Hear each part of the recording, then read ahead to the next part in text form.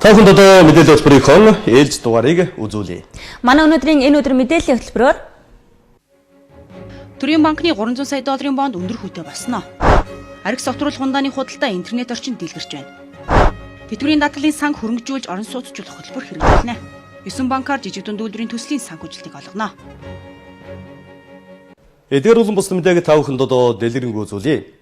Шийдлийн засгийн газрын хуралдаанаар Төрийн банкнд олон улсын зах зээлээс 300 сая доллартай тэнцэх бонд гаргах зөвшөөрлийг олгосон байна.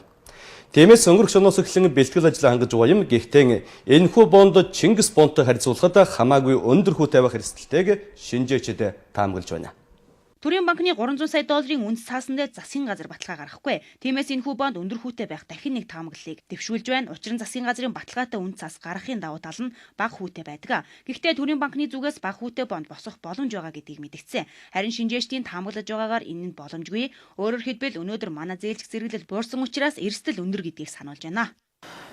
За одоо Төрийн банкны бол нэг 300 сая долларын бонд яригдчих жоох шиг байна. Тэгэхээр энэ бонд бол мэдээлжийн хэрэг бол манай тасралт төгсөн нэмэгдэж байгаа валютын аншинд гол түлхэц нөлөөллийг бол үзүүлнэ.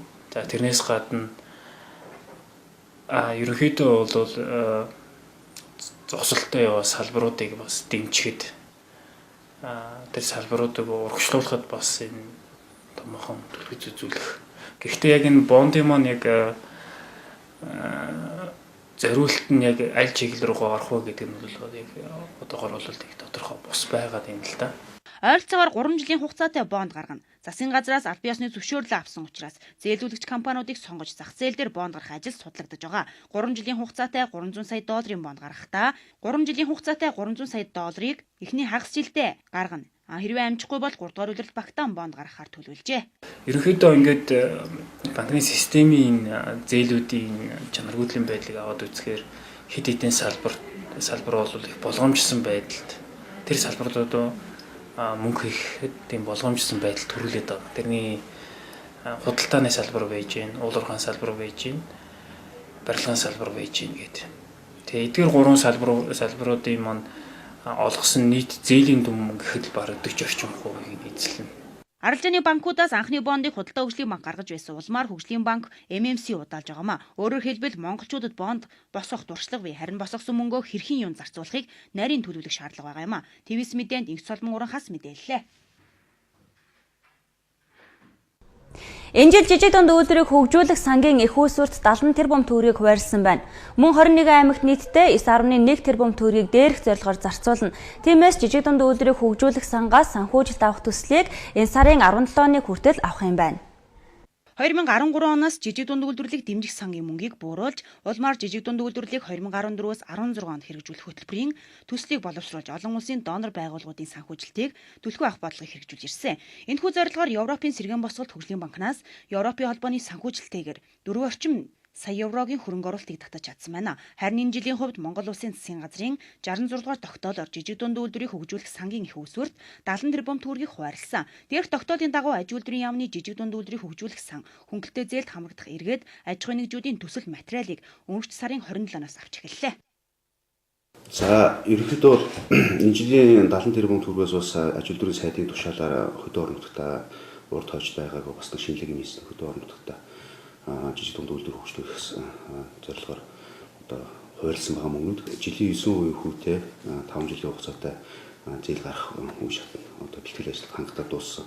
Жижиг дунд үйлдвэрийг хөгжүүлэх сангийн шугамаар олгож байгаа зээлийн мөнгө урт хөлш рүү урсдаг хандлага байдаг. Өөрөөр хэлбэл жижиг дунд үйлдвэр хөгжүүлэх нэрийдлэр нэмэн өртөг шингэсэн бараа гаднаас судалж авсаар байгаа юм. Тиймээс дотооддоо үйлдвэрлэх боломжтой ижил төрлийн барааны импортын татварыг нэмэх замаар зах зээлийг нь хамгаалах, мөн төрийн худалдан авалтад дотоодын бүтээгдэхүүнийг хамруулах зэрэг зохицуултыг хийнэ. ТВС мэдээнд Инх Соломон уранхаас мэдээллээ.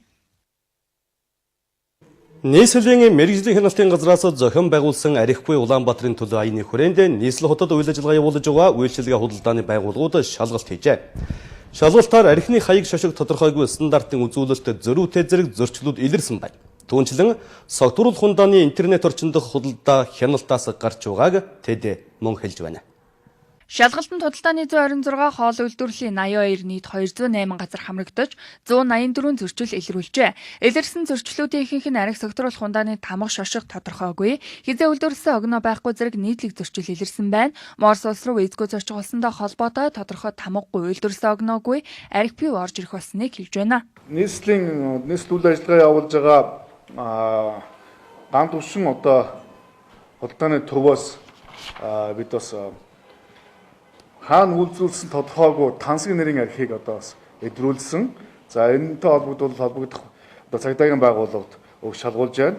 За мөн одоо Арамзат Трейд компани сайхан нэрийн архи одоо хаяг шошин шаардлага хангахгүй. Тухайн Арамзат Трейд компани болохоор согтруулах хундаа холдоо үйлдвэрлэх тусгай зөвшөөрлөх хугацаа дууссан. Архи согтруулах хундаа гэдэг бусад хүнсний зүйлийг бодвол үйлчлэх хор нөлөө нь хожуулдаг. Иймээс онцгой анхаарах ёстой юм а. Согтруулах хундааг худалдан борлуулж байгаа аж ахуй нэгжүүд заасан цаг болон хоригдсан өдрүүдэд архи согтруулах хундааг худалдаалах зөрчил нь харьцангуй буурсан ч харин интернет орчинд согтруулах хундааг борлуулах нь нэгэнт хяналтаас гарчээ. Тусгай зөвшөөрлгүйгээр одоо импортоор одоо архи согтруулах хундаа орж иж байна. Энийг мэн одоо ард иргэд бас ингэж худалдаалж байна. Одоо сая бас нэлээд хэдэн тусгай зөвшөөрлөг архи согтруулах хундаа бол худалдаалтын явцад бол шалгалтын явцад бол илэрсэн байж байгаа. Дээрээс нь бас нэг анхаарал татж байгаа юм нь ард иргэд одоо энэ архи согтруулах хундааг оруулж ирээд энэ интернет орчинд бас ингэж архи согтруулах хундаа бас зараад байх юм аа. Интернет ертөнцид хүмүүс олон төрлийн худалдаа эрхэлдэг, харин юуг зарж хэн худалдаж авч байгаад тавих хяналт нэгэ хинч байдаггүй. Үүнээс болж насан туршаагүй хүүхдүүд гэмт хэрэгт холбогдох согтруулах хундаа болон бусад төрлийн хориотой бизнес цэцэглэх таатай орчныг бүрдүүлж байгаа юм а. ТВС мэдээ чамддаг мөх хот мэдээллээ. Улаанбаатар хот болон Өмнө Говь аймагуудад дэгдээд байгаа Улаанбурхан өвчин Өвөр хангай аймгийн Хужирт суманд дэгдээд одоогийн байдлаар 11 хүүхэд өвдөд байна. ТВС телевизийн инфо мэдээллийн сүлжээний Өвөр хангай аймагт сэтгүүлч Одхон чимэг мэдээллээ. Улаанбархан өвчин вирусын гаралтай агаар төслийн замаар тархан халдварладаг өндөр халдвартай цочмог өвчин. Эдгээр дэлхийн эрүүл мэндийн байгууллагаас өнгөрсөн онд Монгол улсыг Улаанбархан өвчнийг бүрэн устгасан орны тоонд оруулж гэрчлэгээ гардуулж байсан бол жил хүрэхгүй хугацаанд дэгдэлт гараад эхэллээ. За тэрч бүхэл өвчний дэгдэлт ганц нийслэл гэлтгүй орон нутгийг ч хамрахулсан байна. Улаанбаатар хот болон Өмнө Говь аймагуудад дэгдээд байгаа Улаанбархан өвчин Өвөр хангай аймгийн Хужирт суманд дэгдээд одоогийн байдлаар 11 хүүхэд өвчлөөд байна. Улаанбархан өвчин бүгд найрамдах Хятад ард улс болон Оросын холбооны улс хил залгаа улс орнууд зөвөрлөгд орж иж байгаа дэгдэлтүүд гэдгийг эмч мэрэгчлэтнүүд ярьж байна. Хужирт сумын хувьд ингээд аваад үзэхэд 11 хүн дотор маань ихэнх нь ерөнхийдөө вакцин одоо хийсэн тодорхой мэдэгдэхгүй. Зарим нь одоо нэг тунгаа хийсэн ийм хүмүүс байгаа. Ерөнхийдөө 19-оос 32 насны дандаа өсвөр насны залуучууд энд бол өртөж байна. За энэ дээр бид нар гол одоо урсан зэрэг хэлэх юм бол ерөөсөө энэ дархлаа суларсан дээрээс нь вакцинжуулалт огт хийгдээгүй хүмүүс энэ хүүхдүүд энд хамрагдаж байгаа. Өөрөөр хэлбэл халдварын дэгдэлт хөрш орнуудаас гарч байгаа нь энэ өвчний эрсдлийг бий болгож байна гэж үзжээ. Энэ өвчний шинж тэмдэг нь халуурах нүдний салс дөрвсөх, хамраас нус гойжих, ханиалах хамны салст улаан хүрээтэй цагаан толб үүсэх, харин эд үе дээрээ дээрх шинж тэмдэг дээр нэмэгдээд нүүрнээс эхлэн толбот гүврүүд тууралт гарч эхлэх бөгөөд доошлосоор бүх биеэр тууралт гарах шинж тэмдэг илэрдэг байна. Анхаарлаа хандуулан бидэнтэй хамт уулзагч та бүхэнд баярлалаа. Одоо үргэлжлүүлэн та бүхэн энэ өдрийн ноцтой мэдээг хүлээн авна.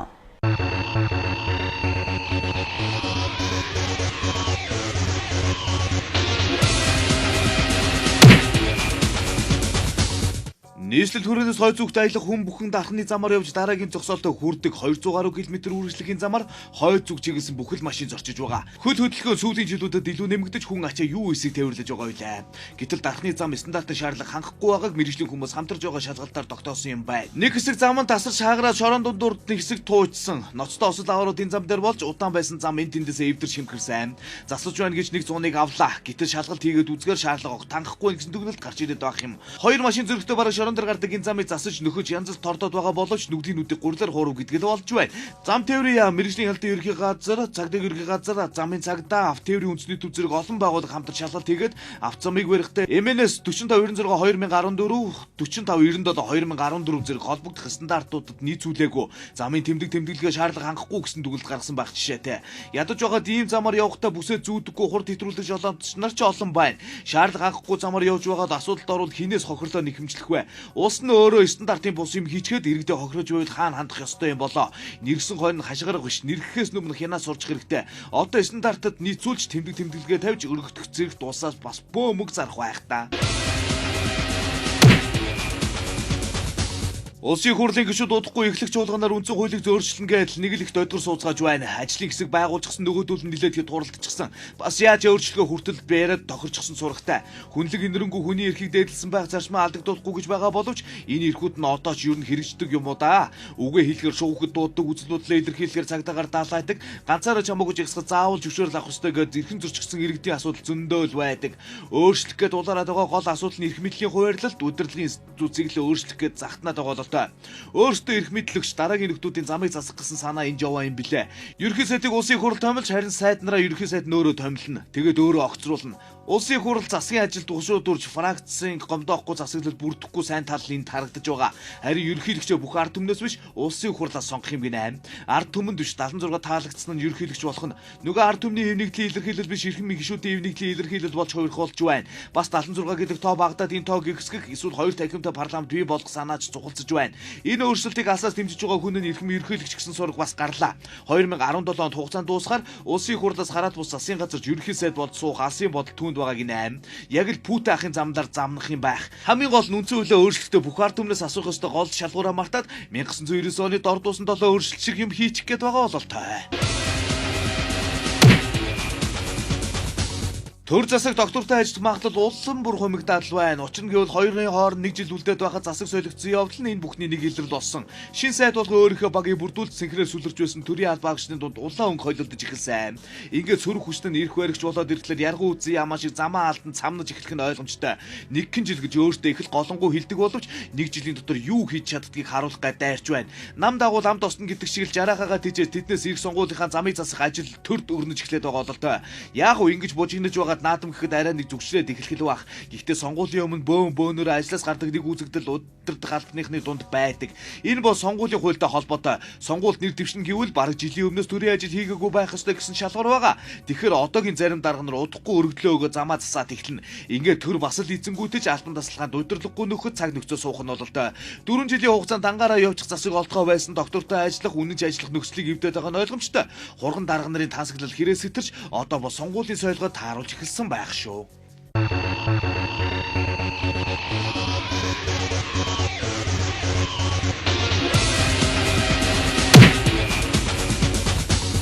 Дахлаас сэргийх амин лимийн цуврал.